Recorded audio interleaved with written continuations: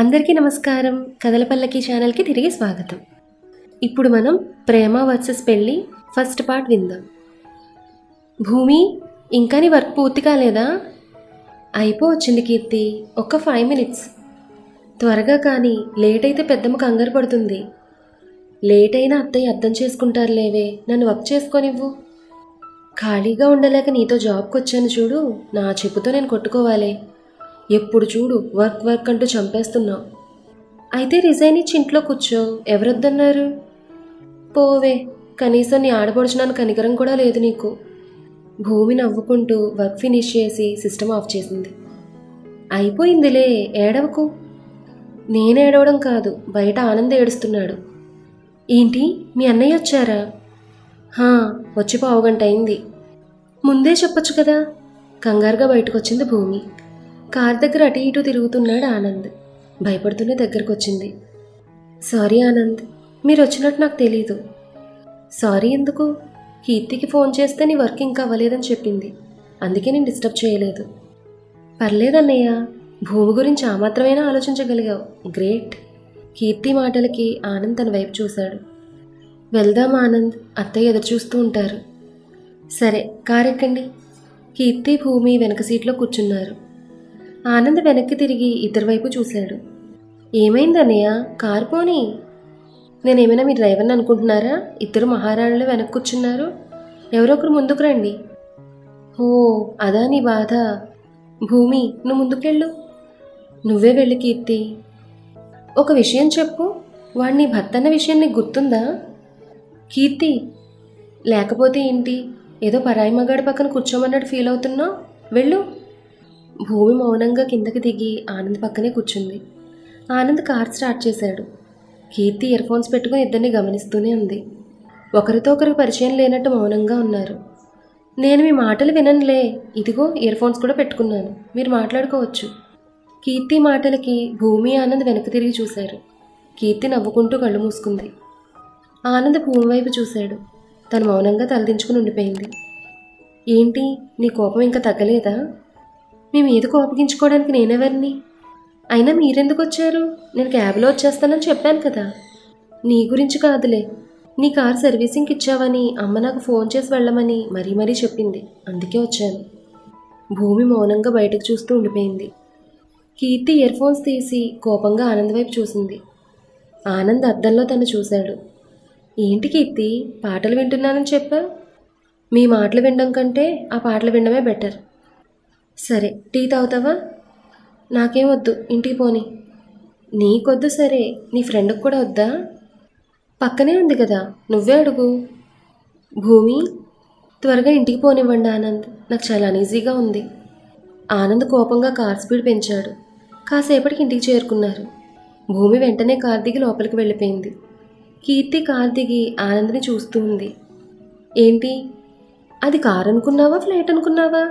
అంత స్పీడ్గా ఎవరైనా ట్రై చేస్తారా? నీ ఫ్రెండేగా త్వరగా వెళ్ళాలంది. అదంటే మాత్రం అంత స్పీడ్ అవసరమా? ఏయ్, నోరు మూసుకుని లోపలికి పో. కీర్తి కోపంగా చూస్తూ లోపలికి వచ్చింది. తనను గమనించి దగ్గరకు వచ్చింది ఆనంద్ తల్లి రాధ. ఏంటి అలా ఉన్నావు? ఏం లేదు పెద్దమ్మ, వర్క్ టెన్షన్, కాస్త టీ పెట్టవా? అది వర్క్ చేసే వాళ్ళకి, నీకెందుకు? పెద్దమ్మ, సర్లే, స్నానం చేసిరా. కీర్తి గదిలోకి వెళ్ళిన తర్వాత ఆనంద్ లోపలికి వచ్చాడు. సైలెంట్గా గదిలోకి వెళ్ళిపోయాడు. రాధ తను చూస్తూ కిచెన్లోకి వెళ్ళింది. ఆనంద్ బెడ్పై కూర్చుని ఆలోచిస్తున్నాడు. భూమి స్నానం చేసి బయటకు వస్తూ ఆనంద్ని గమనించి డోర్ దగ్గర ఆగిపోయింది. పక్కనే ఉన్న తాడు లాగింది. ఇద్దరి మధ్య ఒక తెరలాంటిది పరుచుకుంది. భూమి బయటకు వచ్చి చీర కట్టుకుంది. భూమి, చెప్పండి ఆనంద్, ఎందుకు ఇలా బిహేవ్ చేస్తున్నావు? అమ్మకు డౌట్ వస్తుంది. మీ అమ్మ గురించి మీరు భయపడాల్సిన అవసరం లేదు. అత్తయ్యకి ఎలాంటి డౌట్ రాదు, రానివ్వను కూడా. అది కాదు భూమి. భూమి చీర కట్టుకుని ఆ తెర వెనక నుండి ఆనంద్ ముందుకొచ్చి నిలబడింది. నేను ఆలోచించేది నీ గురించే కదా భూమి. ఎవరు ఆలోచించమన్నారు? నేను చెప్పానా నా గురించి ఆలోచించమని మీకు? అయినా నా లైఫ్ గురించి నిర్ణయం తీసుకోవడానికి మీరెవరు? తాళి కట్టినంత మాత్రాన మీరు చేసే ప్రతీదీ భరిస్తూ కూర్చుంటానని అనుకుంటున్నారా? భూమి, ప్లీజ్ ఆనంద్, ఇది నా లైఫ్, దయచేసి మీరు కలగజేసుకోకండి. కోపంగా కిందకొచ్చేసింది భూమి.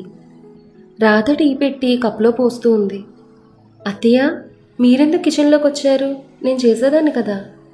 పర్లేదులే, రోజు నువ్వేగా చేస్తున్నావు. టీ తాగు, నేను కీర్తికి ఇచ్చేస్తాను. నేను ఇస్తాను అత్తయ్య, మీరు వెళ్ళండి. రాధ చేతిలో కప్ తీసుకుని బయటకు వచ్చేసరికి కీర్తి కిందకొచ్చింది. టీ తీసుకో కీర్తి. థ్యాంక్స్ భూమి. భూమి! వస్తున్నా అత్తయ్య. రాధ పిలవడంతో భూమి కిచెన్లోకి వచ్చింది. ఏంటత్తయ్య, ఆనంద్తో ఏమైనా గొడవ పడ్డావా? ఆ మాటకి భూమి మౌనంగా ఉండిపోయింది.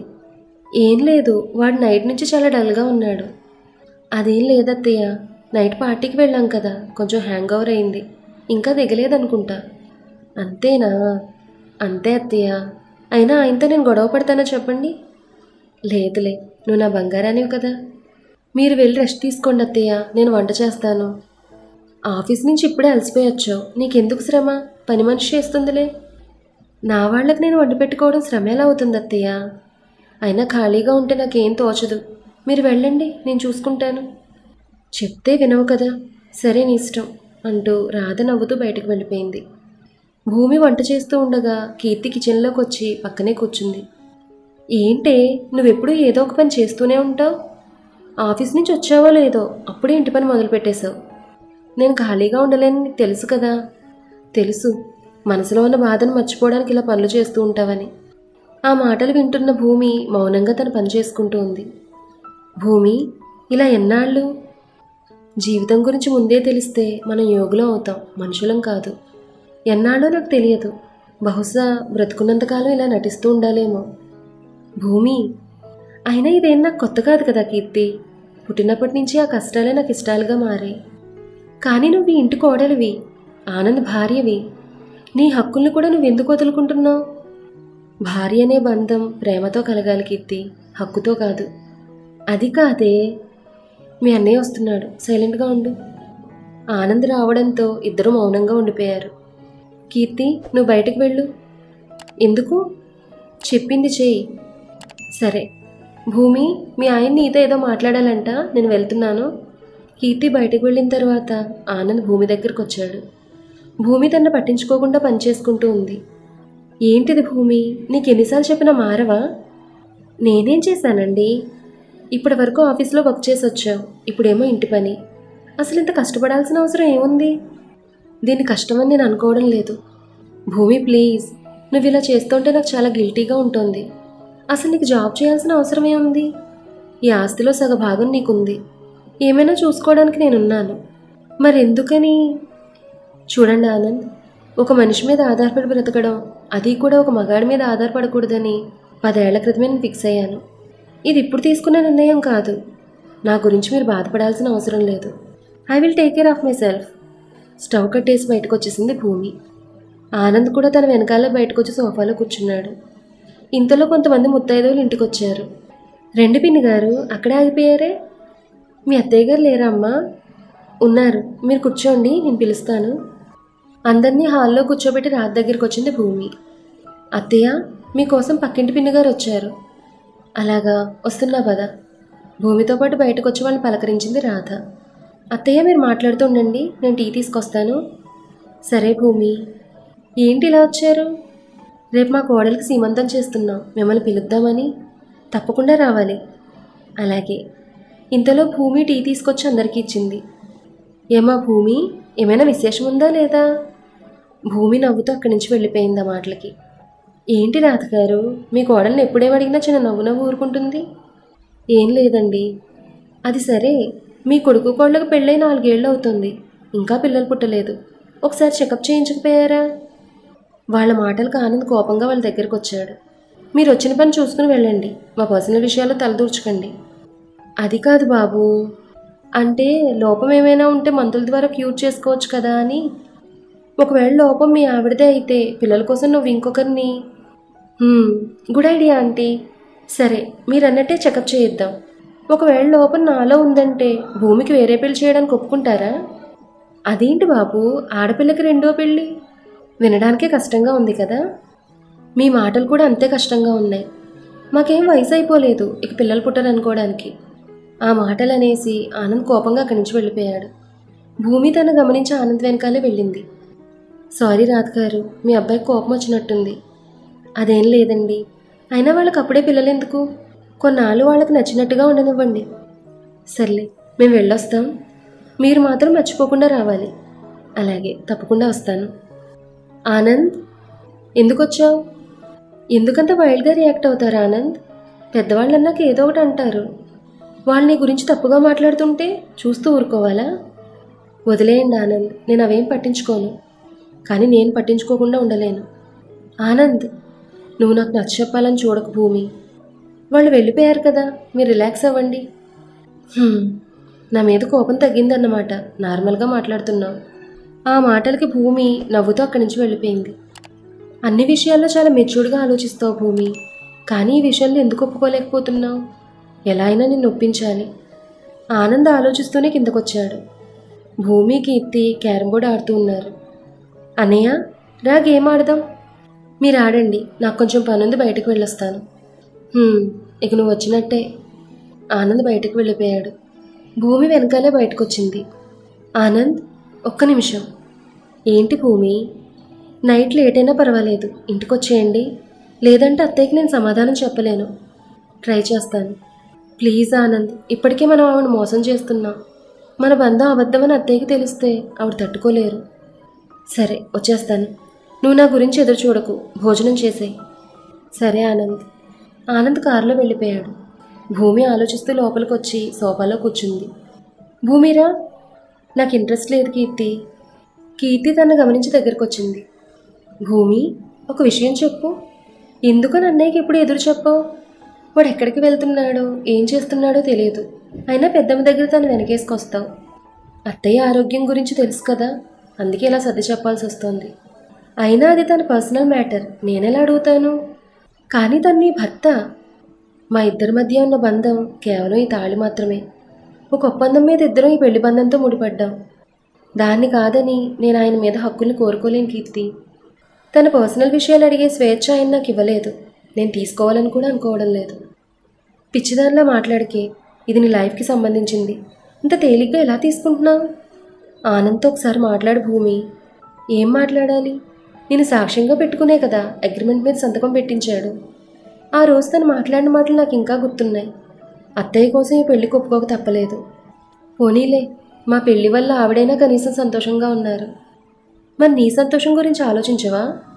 నేను దాని గురించి ఆలోచించి 10 ఏళ్ళు అవుతోంది కీర్తి. నా లైఫ్లో సంతోషం అనేది ఉండదు. అయినా కన్న తండ్రికి లేని ప్రేమ కట్టుకున్నవాడికి మాత్రం ఉంటుందని నేనెలా ఆశపడతాను?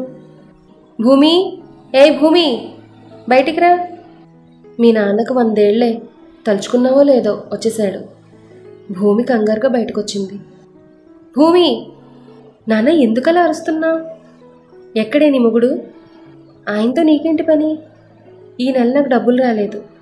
నన్ను పోషించే నిన్ను పెళ్లి చేసుకుని నాకు డబ్బులు రాకుండా చేస్తున్నాడు. మీ ఆయన నిలదీయాలి. చెప్పెక్కడున్నాడు? నాన్న ప్లీజ్ గొడవ చేయకు. నీకు కావాల్సిన డబ్బులే కదా, ఇస్తాను. భూమి లోపలికి వెళ్ళి డబ్బులు తీసుకొని వచ్చి వాళ్ళ నాన్న చేతిలో పెట్టింది. దయచేసి ఇక్కడి నుంచి వెళ్ళిపో నాన్న. ఇక్కడైనా నన్ను ప్రశాంతంగా బ్రతకనివ్వు. అదేంటి చిట్టి తల్లి అలా అంటావు?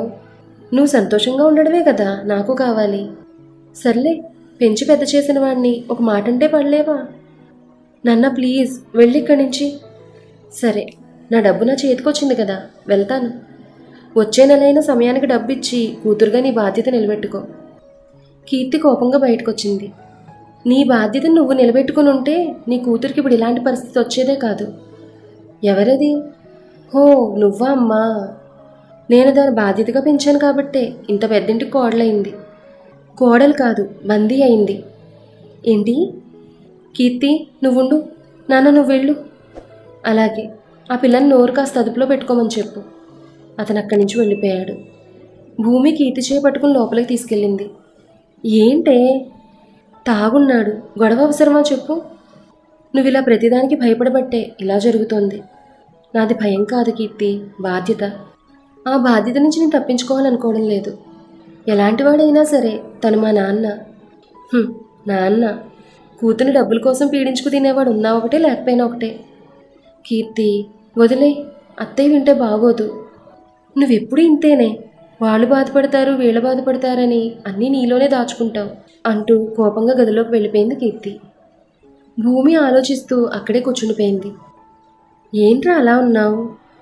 నేను ఎంత చెప్పినా భూమి కన్విన్స్ అవ్వడం లేదురా.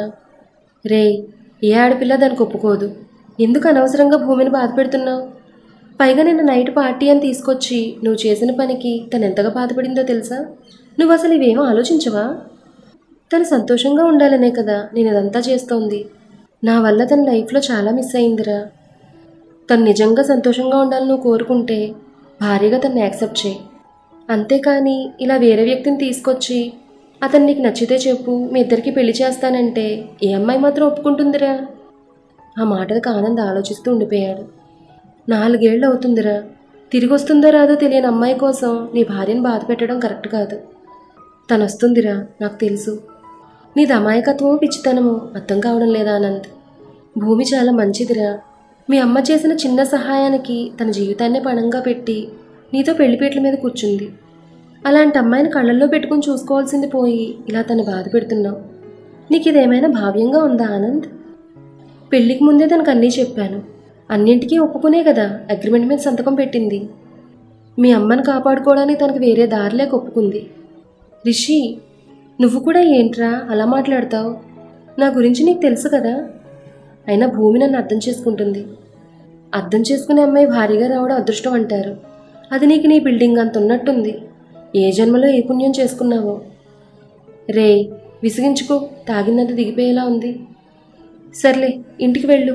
భూమి నీ కోసం ఎదురు చూస్తూ ఉంటుంది. ఓకే, రేపు త్వరగా ఆఫీస్కి వెళ్ళు. నేను ఉదయాన్నే ఢిల్లీకి వెళ్తున్నాను. అలాగే, బాయ్ రా. బాయ్. ప్రేమించిన అమ్మాయిని మర్చిపోలేక, పెళ్లి చేసుకున్న అమ్మాయిని ప్రేమించలేక ఆనంద్ తన భార్యకు వేరే పెళ్లి చేయాలనే ఉద్దేశంతో మానసిక సంఘర్షణకు గురవుతున్నాడు. భూమి వేరే పెళ్లి చేసుకోవడానికి అంగీకరిస్తుందా? వీరి జీవితంలో ఏం జరగబోతోంది? ఈ విషయాలన్నీ కూడా మనం నెక్స్ట్ ఎపిసోడ్స్లో తెలుసుకుందాం. ఈ కథ మీకు నచ్చితే లైక్ చేయండి, షేర్ చేయండి. అలాగే మన కథల పల్లకి ఛానల్ని సబ్స్క్రైబ్ చేసుకోండి. ధన్యవాదాలు.